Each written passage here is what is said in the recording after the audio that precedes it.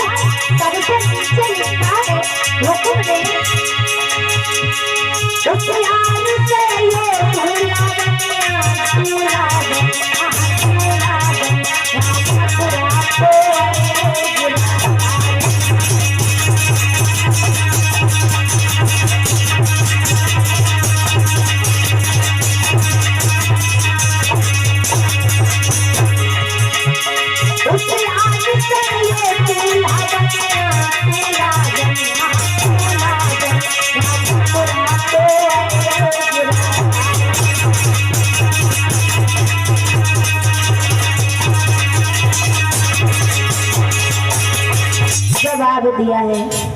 रुक्मिणी ने उस खत में लिखा है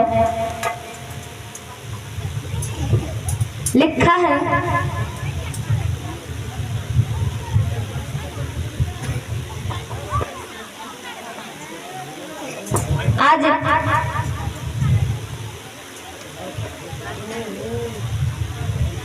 जैसे ही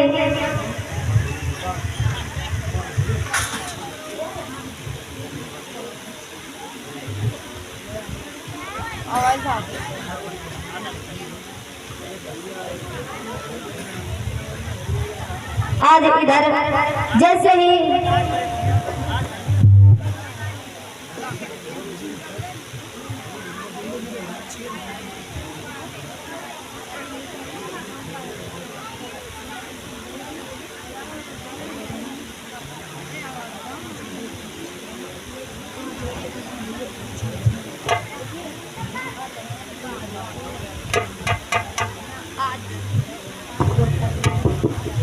आज वो खत खत लिख करके जिस समय रुक्मिणी मंत्री को दिया है, मंत्री ने वो खत ले जा करके चदेली में महाराज शिशुपाल को दिया है। इधर शिशुपाल ने जैसे ही वो खत पढ़ा है, आज मंत्री को जो खत पढ़ा है तो मंत्री को बहुत सारा धन दिया है।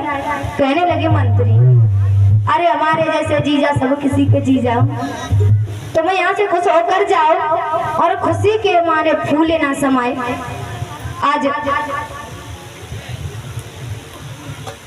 इधर महाराज शिशुपाल जो था बड़ा ही खुश है मन में और कहने लगा भाभी। भाभी ने जवाब दिया,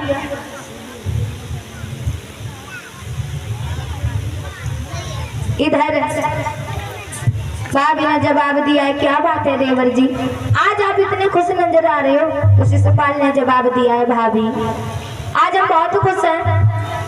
तो जवाब दिया है, क्यों इतने खुश हो। और शिशुपाल कहने लगा है, हम इसलिए खुश हैं, हमारे बहनोई जी ने हमारे लिए ये खत लिखा है और इस खत में लिखा है कि हम अपनी बहन रुक्मिणी की शादी आपके साथ में करना चाहते हैं और उसमें दिन तारीख लिख दिया, इस तारीख को आप बारात लेकर के आ जाना। भाभी कहने लगी, क्या पागल हो गई हो, अरे तुम्हारे बहनों ने तुम्हारे साथ मजाक किया होगा और तुम उस मजाक को सच मान गए। अरे तुम्हारी बहन की ननद है, वो तुम्हारी बहन हुई और तुम अपनी बहन की ननद के साथ शादी कैसे कर सकते हो। जवाब दिया है, भाभी अरे तुम हमें भाषण देना बंद करो, एक काम करो हमें दूल्हा बना दो क्योंकि हमारे पास समय बहुत कम है। जवाब दिया है कि हमें दूल्हा बना दो।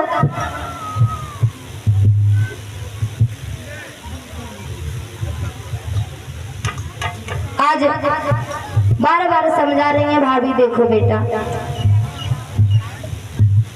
रुक्मिणी जो है बहुत ही सुंदर है और तुम कुछ भी कर लो, नीचे लाइन में ये भी तो लिखा है कि मथुरा का गिरधारी आएगा और जब दो दो वरना जाएंगे और रुक्मिणी एक है तो किसी एक के साथ जाएगी, तो तुम मत जाओ, रुक्मिणी की शादी कन्हैया के साथ में हो जाने दो।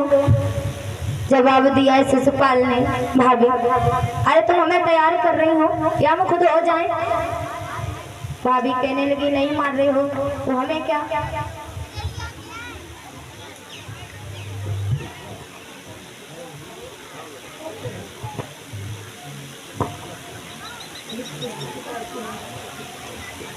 आज इधर जब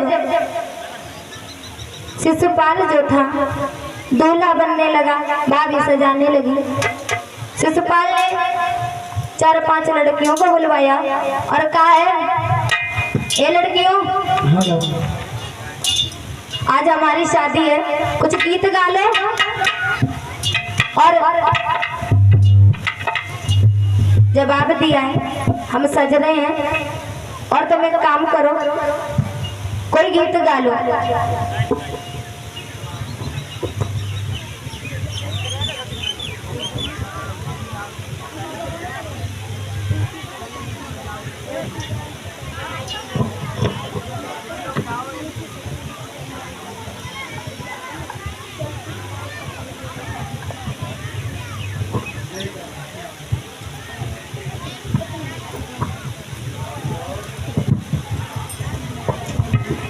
आज सभी भाभियों ने मिलकर के जिस समय शिशुपाल को वरना बनाया है, इधर शिशुपाल वरना बनने के बाद में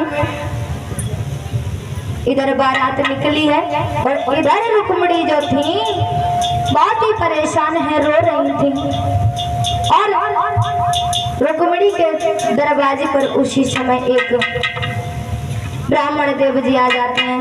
तो ब्राह्मण देव जी ने कहा है, जवाब दिया है, बेटी अगर घर में कुछ खाने को हो तो ले आओ, हमें भूख लगी है।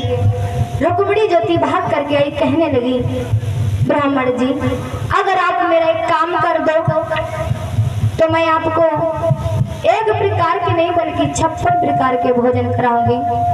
जवाब दिया है वो कौन सा काम है तुम्हारा? जवाब दिया है मैं एक खत लिख रही हूँ, ये खत ले जा करके तुम ले जा करके ये खत श्याम सुंदर को दे देना और कहना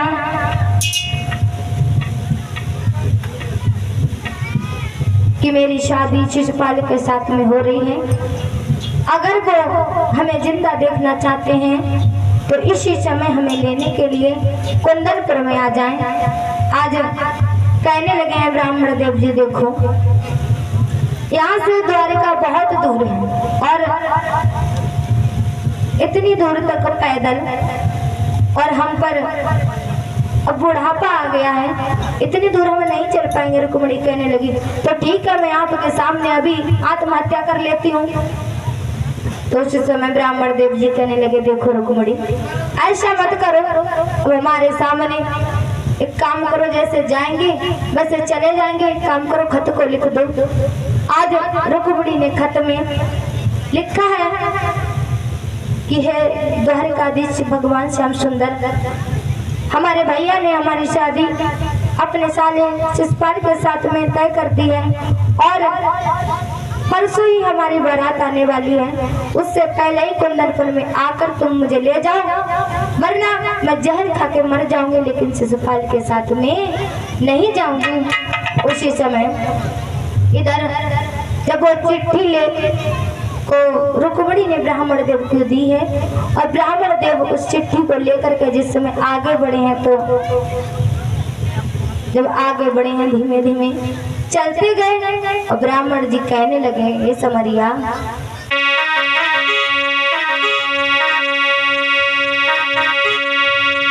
जवाब दिया है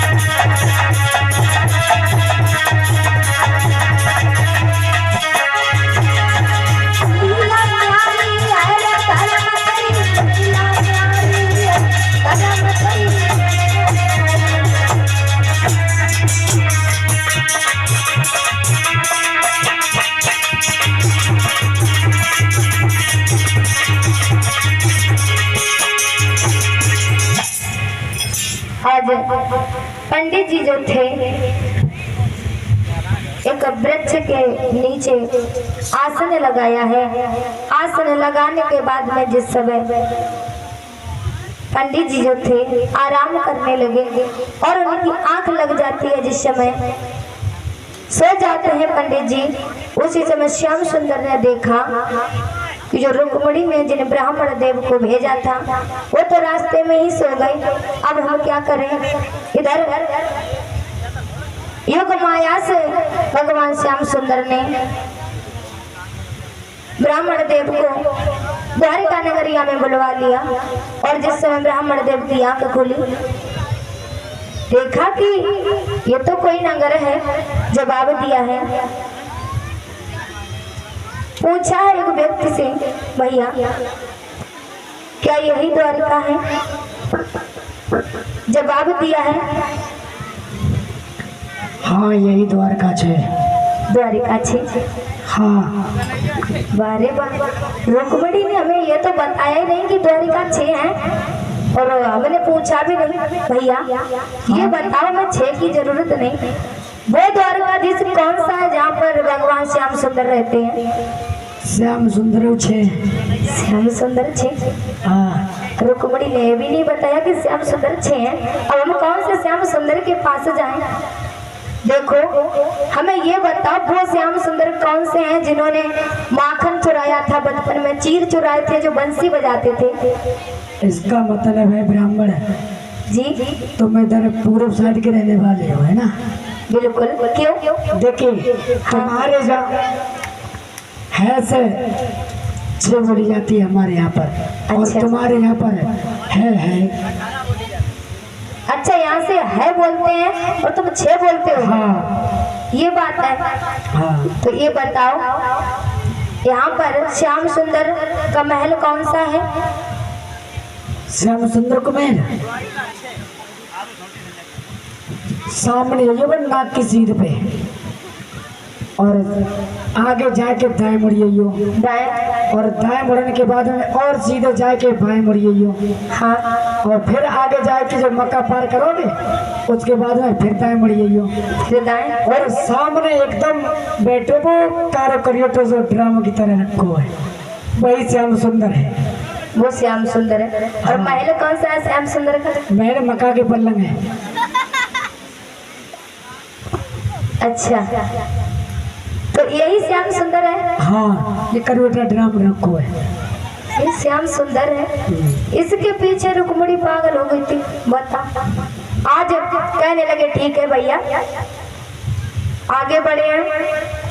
और जिस समय श्याम सुंदर के पास पहुंचे हैं, जवाब दिया है, क्या तुम ही श्याम सुंदर हो? कहने लगे हाँ।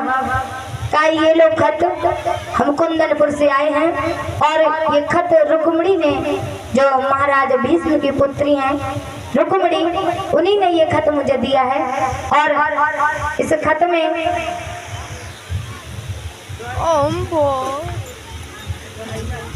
और रुक्मिणी जी की कन्हैया जी की झांकी तैयार हो चुकी हो तो वीरपाल मौसा जी झांकी लेकर के आए।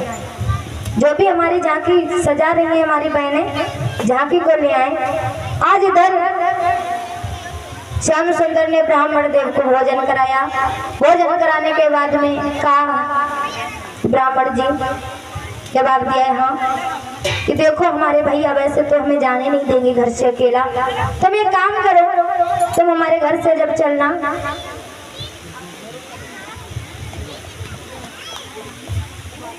और ये श्रीमान प्रदीप मिस्त्री ग्राम गड़िया से 101 मुद्रिकाओं से हमारा सम्मान कर रहे हैं।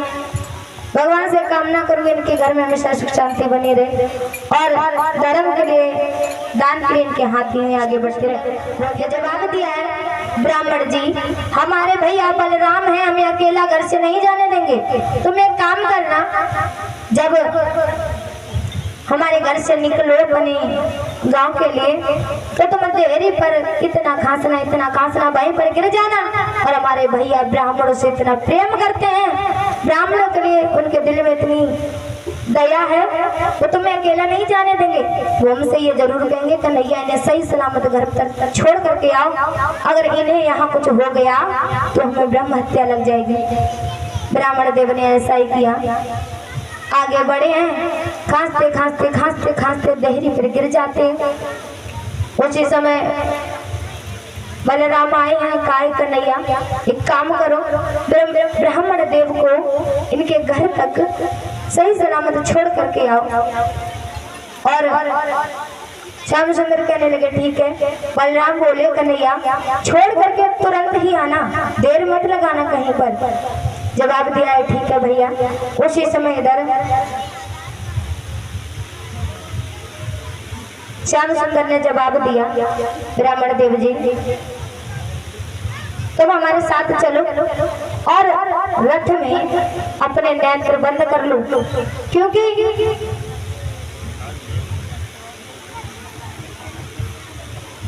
रथ पर जैसे ही बिठाया है भगवान श्याम सुंदर ने पंडित जी को,